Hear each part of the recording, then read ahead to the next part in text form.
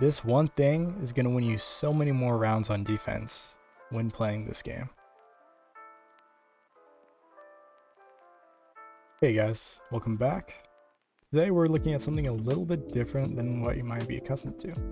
Today this is actually a competitive match, played in a competitive setting where both teams will be running specific strats to the map. So it's going to look a little different from the normal ranked game mode. What you'll hopefully be seeing is a lot more team play, a lot more dedication to holding down a specific part of the map, and a lot more odd setups than what you might see normally. So what I really want to examine today in looking at my specific gameplay is how I'm playing off of my teammates. Am I playing too aggressive? Am I playing too passive? What's the deal? Now let's take a look at this round right now. Right now I don't have audio for whatever reason, but I'm playing as a smoke and I'm playing deep in sight. Now one thing, let's just zoom out for a minute and take a look at our team as a whole. I'm the smoke, my teammates are all in red around the map, the enemy team is in blue. I'm playing in A, our Goyo is playing in B. We have a Jaeger roaming. We have a Mute also kind of roaming, but he's playing closer to the bomb site. He's trying to hold this long angle down to what's called 90 hallway. And then finally, we have our Omai who's playing at the top of these main stairs in order to prevent these players on study balcony to just walk in and take this piece of map, which is called study. Very important to taking this bomb site as well. Now, what you might notice is that we're not really playing off one another really well. Right now, our Mute and our Jaeger, they're playing off each other pretty well and preventing one of them from dying without immediately being able to trade the other one or kill the person who just killed your teammate. That implies a trade, right? But unfortunately, that doesn't remain the case for very long. Our Jaeger rotates back into trophy and all of a sudden he's in a spot where if he dies, no one can really act off the information that of him dying. So right now this Jaeger's getting droned out by two players and he eventually gets killed by one of them. And you'll also see it's also 1v1 or 2v1 on our guy on red stairs now. And all of a sudden these two guys can freely push this man right here. And I think, yeah, their Maverick is also aware of this. He's downstairs and I think, yeah, he actually catches our Mute off as well. So it was pretty much a 3v1 pinch in which the enemy team coordinated perfectly and was able to catch our Mute out there. So right off the bat, you've seen both the ways our teammates have died have been sort of without tradability. They just died because they weren't playing off one another. And you'll keep saying that throughout this round. Either I'm not playing aggressive enough on this door, and this Nomad ends up just walking down this hallway and killing our Omai too. So that's another 1v1 gunfight in which I can't trade really. And now it's just a pinch. The Goyo dies as well. I can't really trade. It's a 5v1. I kill one, but I just die, and that's the round. And why is that round so important? Well, not the strat. The strat was good, but it was just showed exactly what was wrong with our positioning in particular. We were playing too passive. We weren't playing next to one another. As soon as one of our players died, we couldn't trade. Now I want you to pay close attention to what you're seeing right here. This one thing is going to win you so many more rounds on defense when playing this game. What you see right here is three of our teammates playing perfectly off one another. If we go through each one's perspective, our Omai is watching through Master, is watching that window, and he's also watching this window right about there. The Jaeger's job is just to stay alive in closet for as long as possible. He's playing with a shotgun. He can easily kill them if they just push in. And our Omai and our Castle's job is to sort of also play off him. You'll see the Castle, exactly where the Castle is going to play as well, but he's playing right here in order to watch one of the master side windows, the master bedroom windows. And this is such an important aspect of Siege that is slept on so much, is you don't really play off your teammates. This is what we should have done last round, is be in these positions in which we have crossfires on one another. The attackers can't simply take 1v1 gunfights, because if they take a gunfight on one person, then they're going to be subjected to fire from one, even two more angles. Now, what am I doing as smoke? Well, I'm playing in B-bomb, right? I'm playing there because, well, no one else is. To me, I'm going in between Trophy and Astro, just trying to figure out what I should watch. And that's a big problem with my gameplay throughout this round, is I'm just unsure of what I should watch. I'm watching the right things, but what I should be doing is supporting my teammates in what I'm watching. Prevent them from being run up on, give them the peace of mind to play a certain area. That's what I should really be doing now. We're getting down to the last minute, and let's see how I play this. So I know the Zofia is right there. I also know that there's two of our players have died. One of them died in the bathroom. The final one in closet just died, so now it's just me and my castle playing off one another. It's a 5v2. It's not very likely for us to win this, but it can definitely be won. So if I'm playing in this position right here, what do I need to be worrying about? Well, I don't need to be worrying about this door for the moment because I'm smoking it off. I don't need to worry about this Astro side because there's a default cam right here. The little blue glowing thing, it's kind of hard to tell with our cameras in spectator view, but this blue thing is Astro cam, indicates that one of my teammates is watching this room and can tell me if someone pushes through bathroom and tries to attack me from the side. So all I need to be worrying about right now is this side, this Nomad in here. I should be watching this angle right here. I should totally be having a cross from this double window into this breach to prevent what's just about to happen right now, the Nomad killing our castle. It's 5v, and now I'm in another 1v5. It's not going to go very well. And that's just another showcase of holding angles. How can you be playing best off your teammates? Yes, my teammates could have played it a little better in that they didn't overextend as much, but what it also comes down to is just holding angles and making sure the attackers don't isolate those gunfights. That final 1v2 could have possibly been won by us if we didn't give the Nomad 2 separate 1v1 engagements. So that's just another showcase of what needs to be worked on as a team and me as a player as well. Alright, so what I want to do now is actually take a look at the strat we're running because it's very important to how this round plays out and what mistakes I make as a player as well. I'm playing on the smoke again, big surprise, favorite op in the game by the way. We have our Goyo playing what's called 90 right here. We have our Melusi roaming, it's not really important to this right now. We have our Omai playing on main stairs. Then we have our Jaeger playing on red stairs right now. And what this player on red is designed to do is sort of cut off this entire piece of map. The attackers are free to take up until this point, but if they want to push any farther, then they have to deal with this person on red in order to make any progress, right? And this Goyo can play completely passive against this player on 90 repel because he knows his back is protected against the players coming trophy side and statue side. Now as a smoke, I'm playing right here but I moved into bar. As a smoke, I should be playing close to this door. Why? Well, guess what? My other staircase is also protected by this Wamai. So Wamai is watching my stair walk up and he's watching the study walk in so that the attackers can't simply go through this hallway and push up to my door. I can freely play here and support my Goyo as well. Like I said last round, this is one of the most important things you have to learn as a defender in order to win more games, is just playing off one another and communicating that you actually are playing off one another. But I should be playing up to this door and communicating to my Goyo, hey, I'm playing with you as well, so that this doesn't happen, so that he doesn't feel like he has to peek that at all. Now granted, he didn't have to peek it. He wasn't getting pushed from anywhere else. It wasn't like he was forced to take that engagement with the Nomad, but in some way he felt like he was being pressured and that he had to get this Nomad off his back. So I need to give him the peace of mind, tell him, hey Goyo, I'm playing with you. I can watch that the Nomad repels in because I'm playing on this little door right here. And that's the mistake that loses us the round, the fact that I'm not playing in the correct spot. And boom, another 1v1. The Jackal just killed our Jaeger who was playing on red stairs. Yep, there's his dead body. And now the attackers are free to push all the way up. And you know, the reason why they were free to push all the way up is because the Nomad took control of 90. So her teammates realized, oh shoot, we can push up now and take this fight with the dude on red stairs.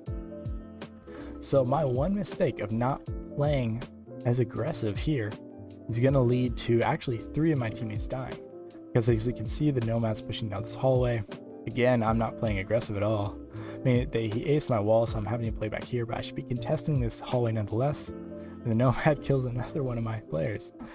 That's 3 of my players dead because of the simple fact that I wasn't playing aggressive.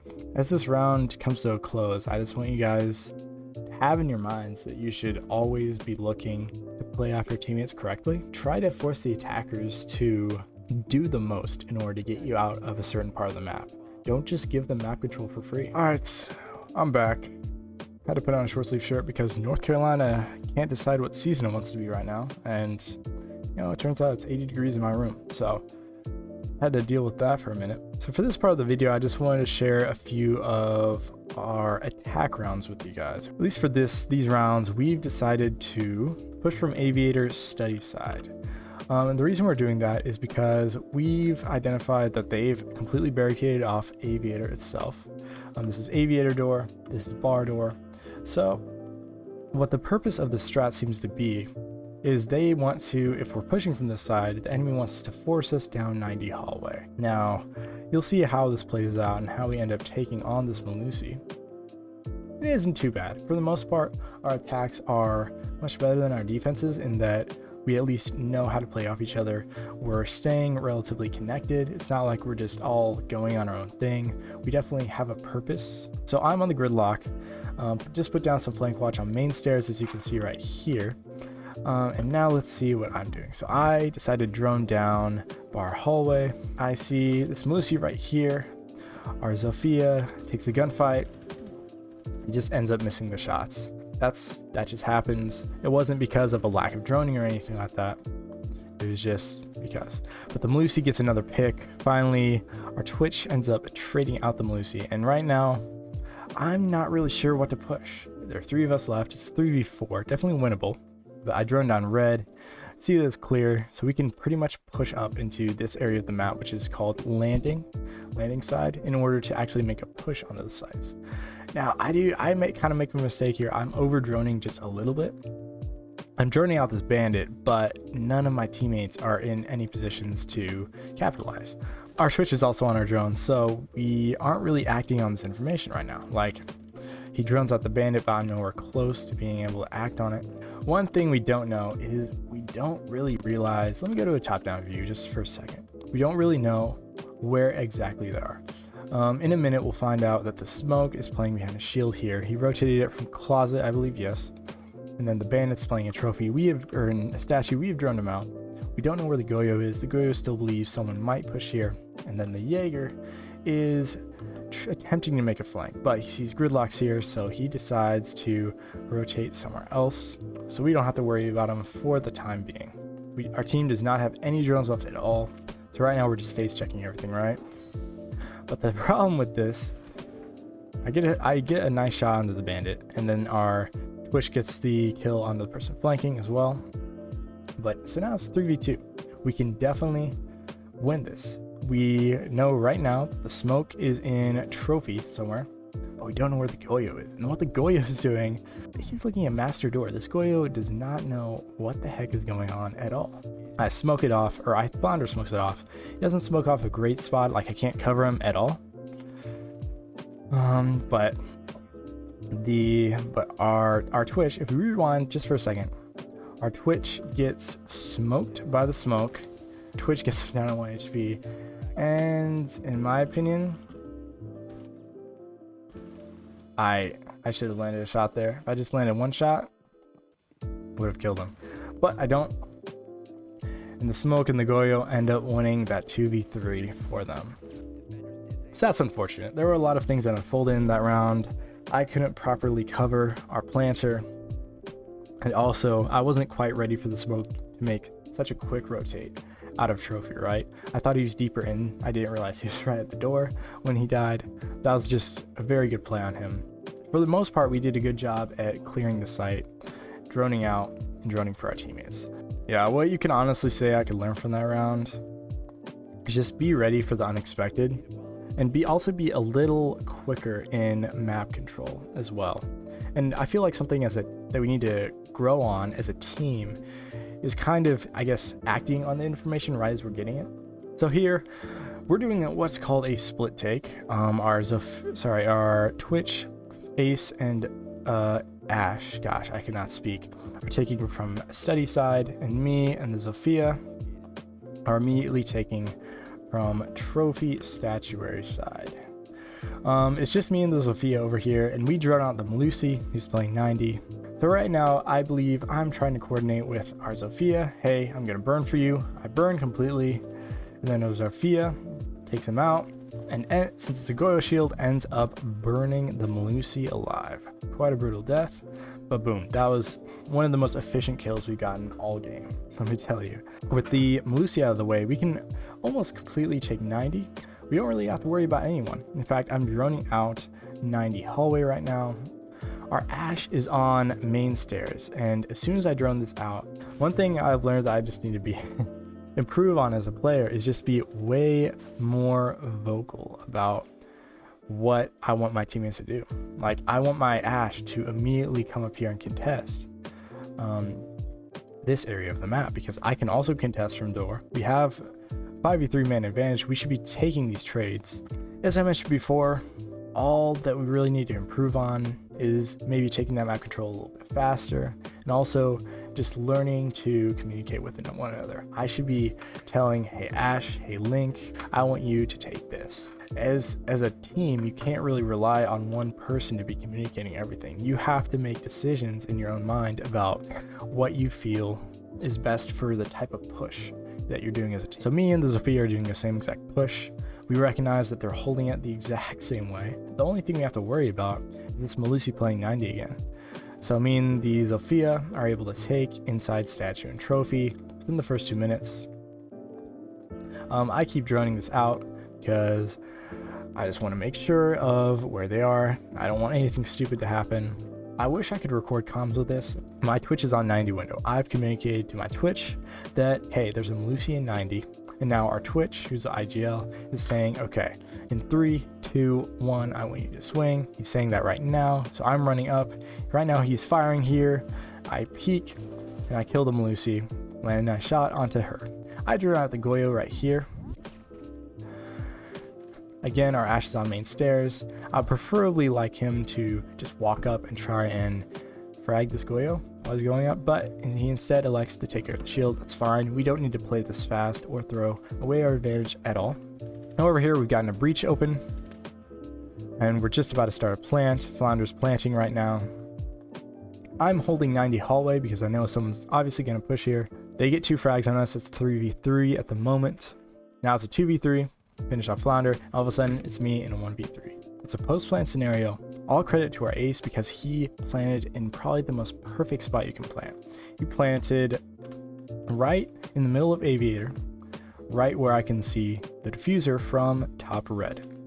Now, what do I know about this situation? Well, I know that the Goyo is somewhere bar side. I'm not sure exactly where, but I droned him out 90, and I assume that he is probably going to flank me around 90 in a few moments. I also know that their last 2 have to be somewhere over here because my teammates are calling this out. I'm not sure exactly where. There's a lot of information coming in my comms right now, so I probably don't exactly realize he's there, but I do realize that they're going to be there soon. Now let's go to my perspective because I feel like it's important to watch this from my perspective.